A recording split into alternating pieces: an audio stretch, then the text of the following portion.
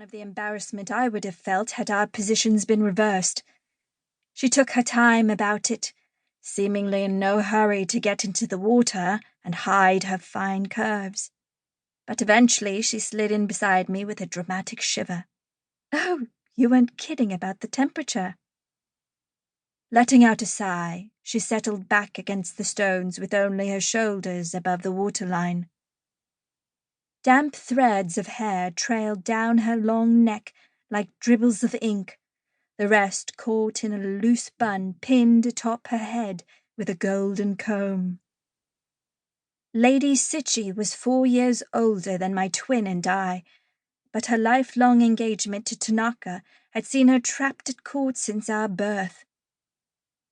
If I was the caged dragon, he laughingly called me, then she was a caged songbird, her beauty less in her features than in her habits, in the way she moved and laughed and spoke, in the turn of her head and the set of her hands, in the graceful way she danced through the world.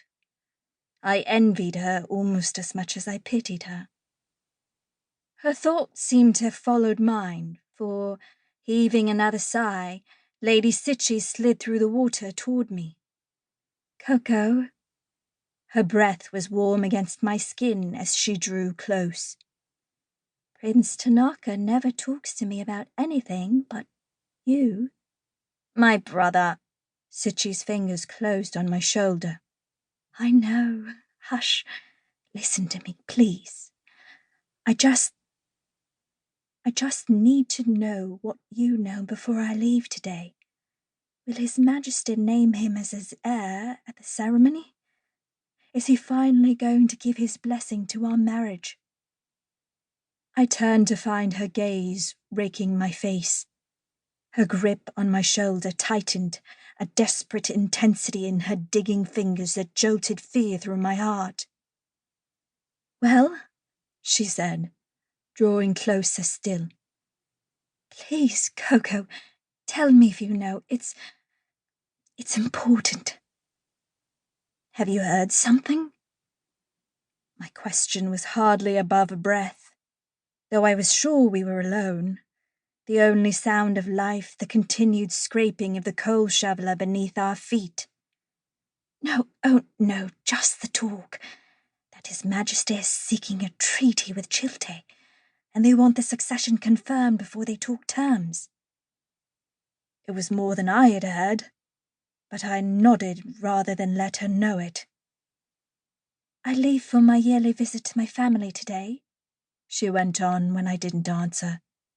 I need to know if there's been any hint, anything at all." "Nothing," I said.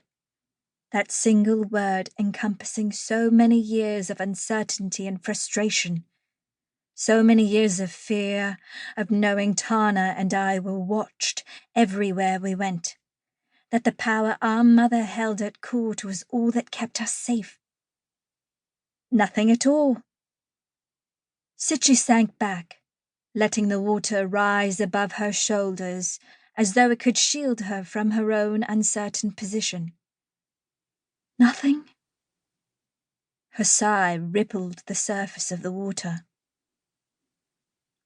"I thought maybe you'd heard something, but that he just wasn't telling me because he—" The words trailed off. She knew that I knew, that it wasn't only this caged life we shared, but also the feeling we were both invisible. I shook my head and forced a smile. "Say all that is proper to your family from us, won't you?" I said, heartache impelling me to change the subject. "It must be hard on your mother having both you and your father always at court."